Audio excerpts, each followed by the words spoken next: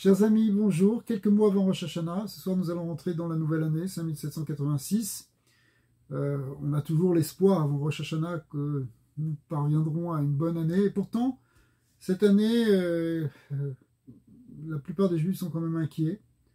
On est en train de proposer une reconnaissance de l'État palestinien, ce qui est évidemment quelque chose qui nous touche profondément parce que on sait que c'est pas possible concrètement et que dans l'état actuel des choses, c'est absolument pas envisageable puisque ça nous mettrait tellement en danger que on ne peut pas accepter quelque chose comme ça. Et pourtant, et c'est peut-être à la suite de tout ce qu'on a connu cette année avec la montée de l'antisémitisme à tous les niveaux, que ce soit au niveau de la rue, ou que ce soit dans les sphères même gouvernementales, où finalement on ressent des réminiscences de ce qu'on a pu connaître pendant des années plus sombres.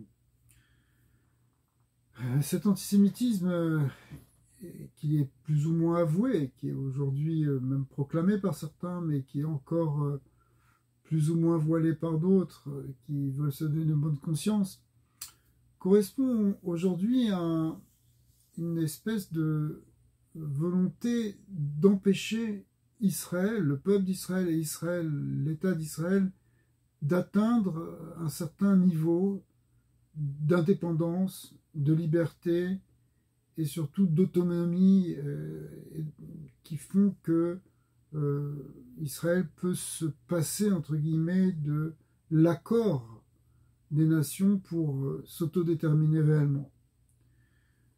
Ça correspond en fait à cette résistance qu'on voit aujourd'hui chez certains, même dans les plus hauts niveaux, correspond à une espèce d'avatar profond d'un christianisme vieux de 2000 ans et d'un islam un peu plus récent qui ont voulu reléguer le peuple juif à un niveau de soumission et de dépendance par rapport à la volonté des nations.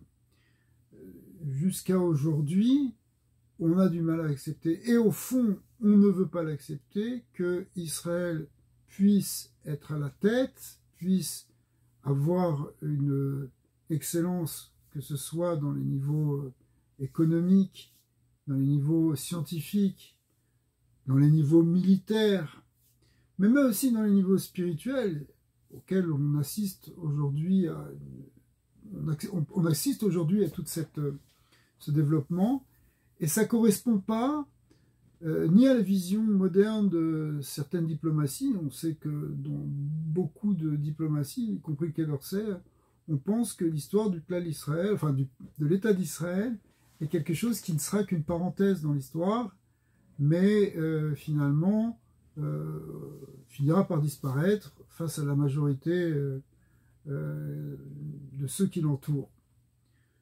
Ce qu'on peut comprendre d'un point de vue logique, mais en fait, il y a quelque chose de plus profond qui est ce dont on parlait à l'instant, c'est-à-dire cette croyance que Israël ne peut pas revenir à un niveau réel d'indépendance.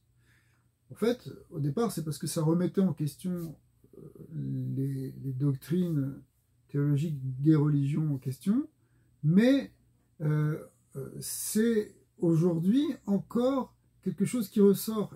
Et l'antisémitisme que l'on voit aujourd'hui fait partie de ça, fait partie de quelque chose qui est même beaucoup plus ancien d'ailleurs que ces religions, qui est que Israël se distingue des nations et s'élève en quelque sorte au-dessus des nations, à la tête des nations, pour apporter un message. Et ça, c'est quelque chose qui n'a jamais été réellement accepté depuis la révélation du Mont Sinaï.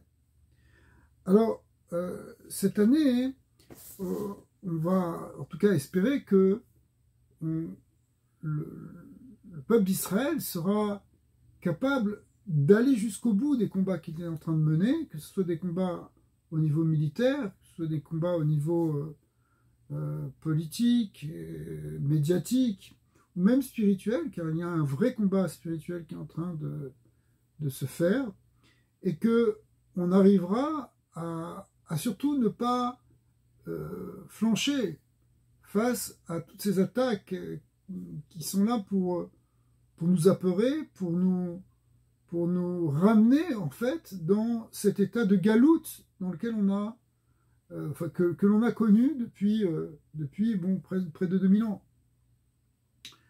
Alors, cette histoire d'exil, de galoute, qui vient justement avec toute cette idéologie que Israël doit être réduit au bas des nations et non pas au haut des nations,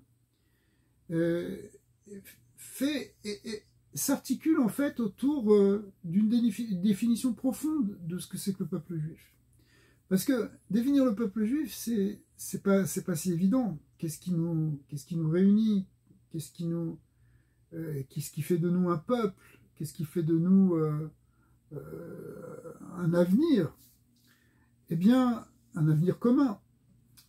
Eh bien, on peut se référer à ce qu'on voit dans la promesse qui a été faite à Avraham Avinu, que l'on considère en général comme le premier juif, celui qui a donné la démarche, à qui Dieu a dit « Lech lecha, va pour toi, rentre dans un cheminement ».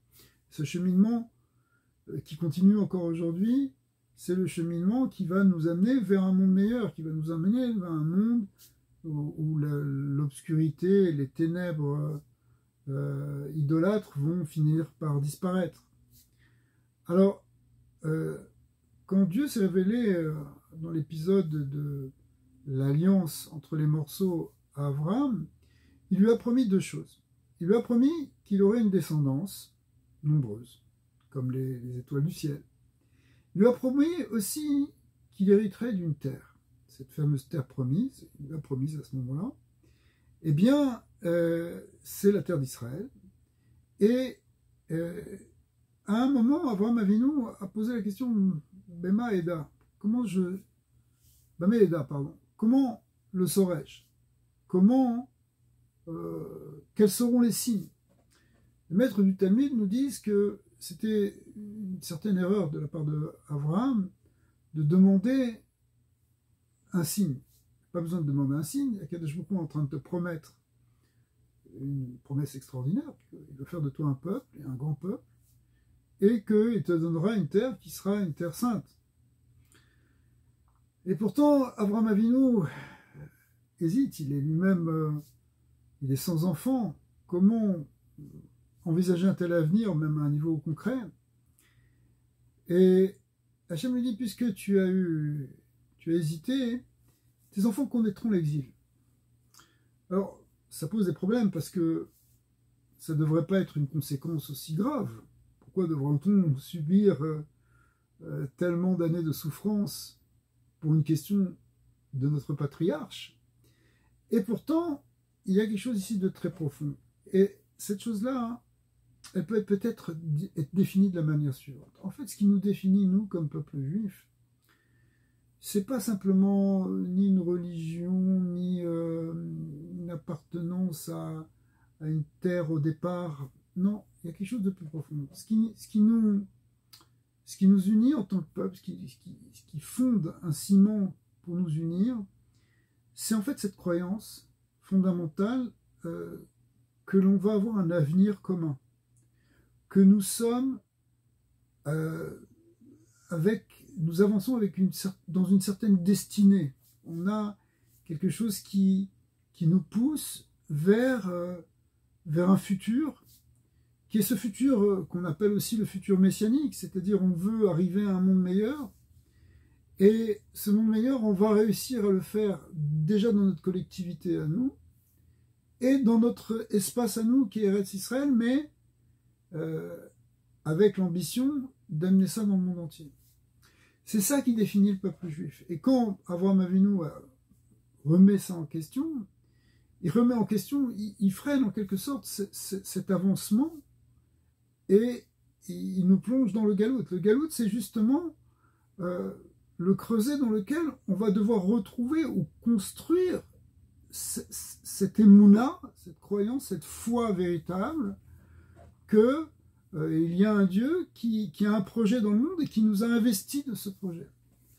Alors, de ce point de vue-là, ici, il y a quelque chose qui se joue dans l'histoire actuelle que l'on est en train de vivre. Parce que les nations remettent en question complètement ce projet, elles s'y opposent, comme elles s'y ont opposé à l'époque même de Moshe Rabbeinu ou de ceux qui l'ont suivi, puisqu'il y a toujours eu des combats, toujours eu des guerres, toujours eu des résistances, toujours eu des choses qui ont empêché ou qui ont voulu freiner ce projet. Aujourd'hui encore, le projet qui atteint une étape majeure, puisque c'est l'étape promise par les prophètes du retour d'Israël à Sion, de la reconstruction complète à tous les niveaux de la nation d'Israël, hein, que ce soit un niveau étatique, que ce soit un niveau même spirituel, eh bien, le fait que c'est en train de se réaliser, qu'on est en train d'arriver à cette étape extraordinaire qui va amener vers ce monde meilleur, qui va après rayonner normalement vers le monde, eh bien, toutes les forces d'obscurité se lèvent pour empêcher l'aboutissement de cette étape. C'est pourquoi, si on rentre maintenant dans cette année 5786, il est tout à fait logique et normal qu'on ait des peurs et qu'on ait des inquiétudes, en tout cas, sur l'avenir. On ne sait pas ce qui va se passer, et même l'humanité, en quelque sorte, peut se demander si elle n'est pas en péril avec les guerres qui risquent de s'étendre.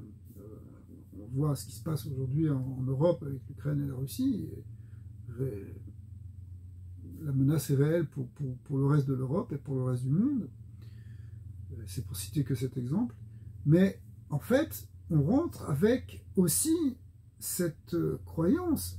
Et c'est ça qui doit nous unifier, au-delà même du niveau de pratique religieuse. Il ne s'agit pas ici que tout le monde soit religieux dans le même niveau, mais qu'on soit tous unis par cette croyance. Et on voit que dans le peuple juif, à bien des niveaux, malgré un certain nombre qui sont maintenant une minorité qui tiennent un discours qui va dans le sens contraire justement du projet juif, du projet d'Israël, finalement, puisqu'ils sont prêts à renoncer à des fondamentaux qui assurent notre avenir, eh bien, la majorité du peuple juif reprend cette croyance, réveille cette conscience que nous sommes un peuple qui a une mission et qui doit y arriver. C'est-à-dire qu'il faut absolument qu'on gagne cette guerre, ou plus exactement ces guerres que nous sommes en train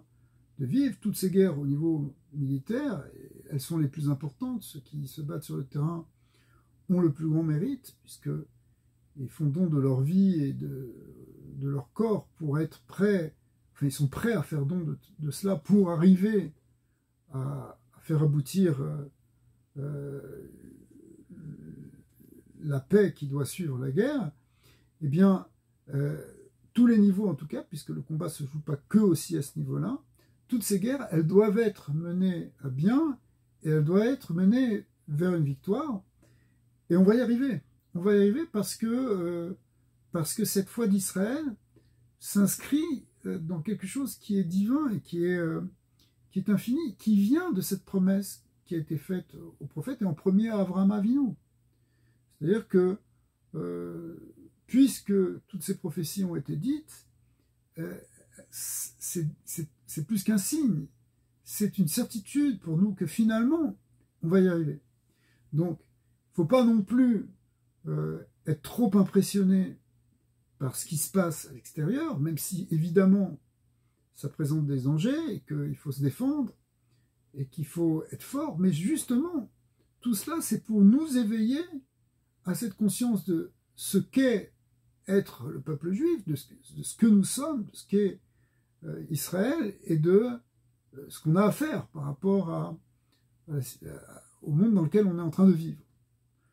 Donc, Bezat Hashem, l'année 5786, si on peut émettre des vœux, c'est que nous réussissions pas simplement à libérer les otages, ce qui est un fondamental, mais à gagner tous les combats, à gagner les guerres. Il faut absolument non pas baisser les chines et dire oui, bon, finalement on se range dans la vie des nations, mais la vie des nations, je parle un petit peu de manière schématique, parce qu'évidemment, c'est pas tout le monde qui pense comme ça. D'ailleurs, même au niveau des États, heureusement les États-Unis aujourd'hui sont de notre côté, mais cette profondeur-là qui vient de ce